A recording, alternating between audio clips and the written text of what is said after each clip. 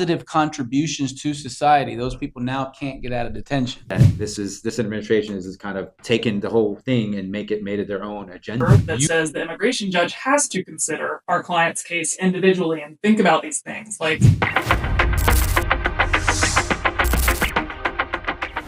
hi, welcome to another episode of our podcast. I am Giovanni Diaz. I'm attorney Diaz Gaeta. Attorney Jesse Combs. And I'm also an attorney. I forgot to add that part to the intro. So welcome to another podcast episode. We are Diaz and Gaeta Law. So we're all three partners here. Zach and I founded the firm back in 2014. Jesse is our newest partner. So together we run the show, and we decided to do a podcast to talk to you about some things that we find very, very important. We do immigration law, both family-based and removal work. Zach, we also do criminal defense and personal injury, so accident cases. We also work in the intersection of those three worlds. So we wanted to kind of talk to everyone and create another platform to talk about the crazy stuff that's been happening to us in the last year and a few months. The political landscape right now is overwhelming, to say the least. And because of what we do, it's had a direct impact on the lives of our clients. Therefore, it's had an impact on our lives. So, what we're going to try to do in this episode is Not stress you out. That's right. Not stress you out, not raise your anxiety levels. But our anxiety levels are raised. So there you go. So maybe we want you to share in our pain and our suffering. Let us be stressed out. Y'all don't have to. So we want to talk a little bit about some of these policy changes that or kind of hit some highlights of the policy changes in the last year and a few months that have had such a negative impact on the lives of our clients. So one of the big ones is back in last summer, right? The DHS, together with DOJ, remember there was a leaked memo that the immigration court, along with the prosecutors, decided to collude and reinterpret the detention statutes and who can get out of detention. And we're talking about immigrants, who can get out of detention, who can't get out of detention. And when they did that, it kind of went against, and again, jump in whenever you want, Jesse, it kind of went against 20, 30 years of jurisprudence in the Board of Immigration Appeals, along with circuit courts. So, yeah, I mean, they basically, this administration said that we, for the last 30 years, had actually been reading the law incorrectly, and that this whole time the law actually said the opposite of what we thought it said before, and decided that everyone who entered the country without a visa has no opportunity to ask for a bond. And you're talking the overwhelming majority of the people in detention. So now you stripped from the overwhelming majority of people, regardless of their ties to the United States, lack of criminal history, kids here, positive contributions to society. Those people now can't get out of detention. So obviously the idea is to deport as many people as they can. The beautiful thing, and I'm gonna let you describe this. The beautiful thing is, back in the summer, many colleagues got together, because the beautiful thing about the immigration bar is so many are activists, they really care, got together and started to, like in Spanish you say armar, they started to create a new strategy to sue ICE and tell them no, they had to give our clients a bond hearing. So tell us about that. Yeah, so I mean, we basically had to start approaching these cases by taking them to federal court. So in every case now where we have a client who's detained, who entered the country without a visa, we are going to federal court. We have multiple federal courts here in Georgia where we file the habeas corpus petitions. And we're basically saying this policy is illegal, and we go to the federal judge and ask the federal judge to give us an order that says the immigration judge has to consider our client's case individually and think about these things, like the fact that they've been here for 20 years, the fact that they have U.S. citizen children. They have to decide whether or not to release them based on actual facts of their case. They can't just keep everyone detained. And this is unique because you're not going in front of immigration judges anymore. And what a lot of people probably don't understand is that this government, or rather the administration, is separate from the judicial branch. It's supposed to have separate entities, and how after this administration took over, they filled those seats, all those judges, with friendly judges that are going to rule in their favor. And so what you had to do was take it out of immigration court's hands and send it to federal court, where these federal court jurisdictions don't handle immigration cases.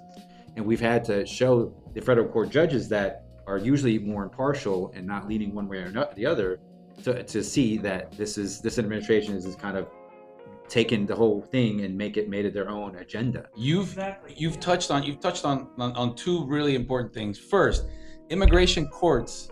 The immigration court is not an independent immigration court. I mean, we've gone to Washington, D.C. now for years, working with Ayla to try to lobby for some kind of an immigration reform bill, some kind of bill that would basically convert the immigration courts into an independent court and make it part of the judiciary branch, take it out of the administrative branch so that it can be impartial. And it doesn't basically at the whims of whatever policy shifts happen from each administration, because that's essentially what we have to do. What we have to do is, once there's a new immigration, suddenly there's policy memos, suddenly they're asking these judges to rule on things a little differently. The attorney general will assign themselves cases and completely change jurisprudence and make everything completely different. And so that's a really interesting thing. So immigration judges are federal, but they're not part of the judiciary. They're part of the administrative branch, and they work for the president, and they work for the attorney general. And so it's kind of like if you were going to a criminal court and the judge worked for the prosecutor's office. Exactly. That's what we've been dealing with in immigration courts. So right now we kind of talk about it as there's immigration court and then there's real court. And what we've been doing is having to take these cases to real court, to a federal judge. Yep. So it's like I always think of is it Austin Powers, right? If and all those 007 movies, if the mad scientist or the evil person gets a hold of this thing and finds the fatal flaw to it. What's the fatal flaw? The fatal flaw of the immigration courts is that it should be impartial, but at the same time, because it's structured in that way, then you can abuse the hell out of it. And what we've seen is the administration has actually taken it to the extreme that no one's ever seen. They've gutted the courts.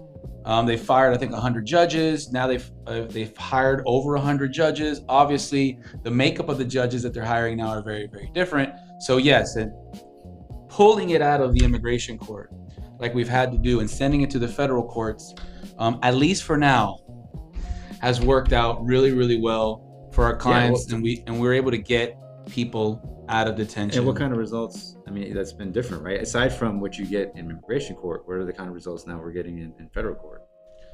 I mean, we are pretty near 100% success rate with these habeas corpus petitions. So, the federal judges are pissed off by this policy too, because they know that we have not actually been reading the law incorrectly for 30 years. So we've had a lot of success with it. We still do have to go in front of the immigration judges and show that the client's not a danger or a flight risk. And we run into issues there because, again, these judges are being told how to rule on bond hearings.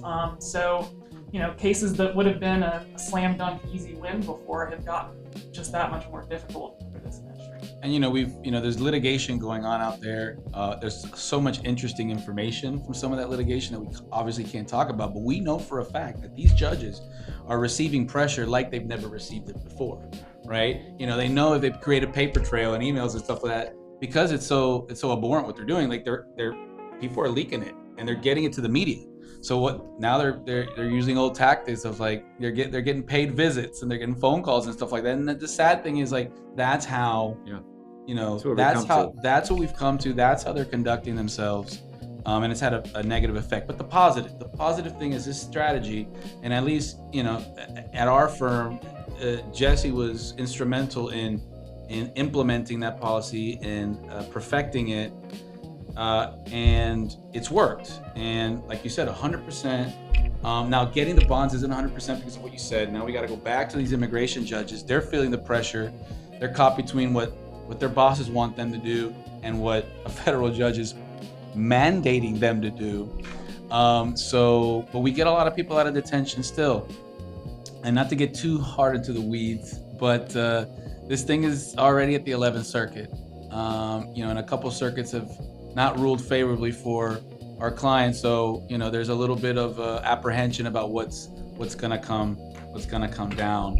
But either or. I mean, if that does change, we've been good at adapting. We've been good at getting and using different tools at our disposal to take it and to get a different result. What it'll mean if it's negative is it less people are going to get at attention, but then we're going to have to focus on who can fight their actual case in attention.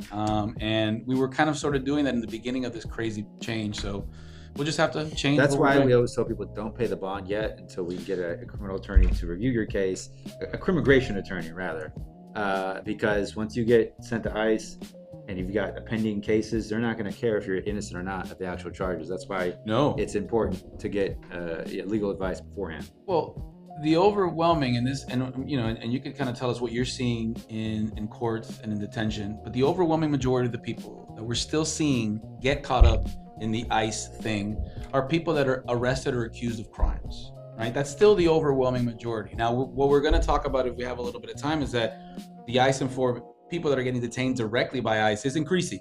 And in the Metro Atlanta area, we've been seeing it a lot more lately. Direct contact with ICE. ICE is out there hunting people and picking people up. A lot of people, though, are undocumented, never had ICE. I would still say the majority of people are people that are arrested for traffic offenses and drug violations. I would disagree. Really? Yeah, I think at this point it's leveled out. I feel like about 50% of the detained cases I talked to have no criminal arrest and no charge. Yeah. They're asking or at least more and more often I'm talking to people who the story is often the same. They're on their way to work. Yep. And they're picked up with no traffic violations. Speaking Spanish. Just trying to go to work. Might be speaking that's what a cool thing you do for a living, where what you do is you get up around 4:35 in the morning and you go around to somebody that's going to get up and do a service for somebody, and you wait for them and you track them down and you pull them over and you say, well, you're not going to get to work today, so those lunches you have packed up in your box are going to go bad in the car. And you're not going to see your family. Yeah. So whatever, to each his own. But that's got to be a tough way to make a living.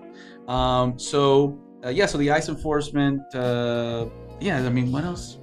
I mean, essentially, yeah. I mean, we want to, a lot of times some of these decisions for bonds come down to the latest offense they were arrested for. And sometimes if it's a DUI, a violent offense, or a drug-related offense, these are reasons why they get denied bond. And a lot of times what we end up seeing is that those charges can get resolved favorably, so that way when the client gets to immigration custody, they have a shot for bond. You guys are always say it to everybody. Don't pay the bond. Yeah, that's such a big thing. Yeah. Don't pay the bond. Talk to us first. Yeah, a lot of people end up getting these signature bonds too, and they feel like, I just sign it and I don't have to put any money down. Don't sign crap. Don't sign the signature bond either. So because that triggers the immigration procedure where 2 days hold. ICE, we've seen them. They got so much more funding now. If you get an ICE hold, it's almost 100%, 95% of the time, they're going to be picking up that person, even if it's a traffic-related offense. So, and for those cases, we tell people go ahead and pay the bond. But other cases where you got especially domestic violence cases, which Zach is excellent with. But and there's always two sides of the story. And so just because you've been arrested, it doesn't mean you're actually guilty. But yet in immigration court, that's what happens. Exactly. You're arrested, you must be guilty of it. And the consequences. So domestic violence, DUI, any kind of a theft offense now with the Lake and Riley Act that was passed last year, any kind of offense, even if it is a minor traffic violation, because again, we don't know what your criminal history is in the past, whatever you're arrested for, unless you're one of those people that have never been arrested and you're just arrested for no license. For traffic. Then I feel comfortable saying, you know what, you can probably pay the bond. Right? Normally speaking, don't. But normally speaking, you don't, because again, just having a quick conversation with an attorney that has a criminal immigration experience changes everything and the outcome, and you can have a massive, massive effect on the outcome. Yeah, I think we'll probably in another episode get deeper into the Lake and Riley Act, because that is really. Oh yeah, that opened up a can of worms. Yeah, unfortunately. Yeah, absolutely. We'll certainly get into that more later on. Thanks for joining us. Thanks for listening and watching. Please subscribe to all our social media. Also subscribe to this podcast. If you got any value from this and you enjoy it, please subscribe. And also send us questions.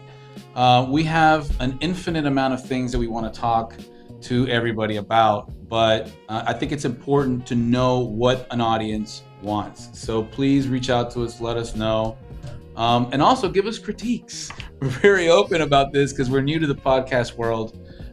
So please let us know. Our phone number is 678-503-2780. Once again, we're Diaz and Gaeta Law, and we look forward to seeing you at the next episode. And call us or also reach out to us social media, TikTok, Instagram, and whatever other things that we're doing. All over the internet. All over. Thanks. We'll see y'all next episode.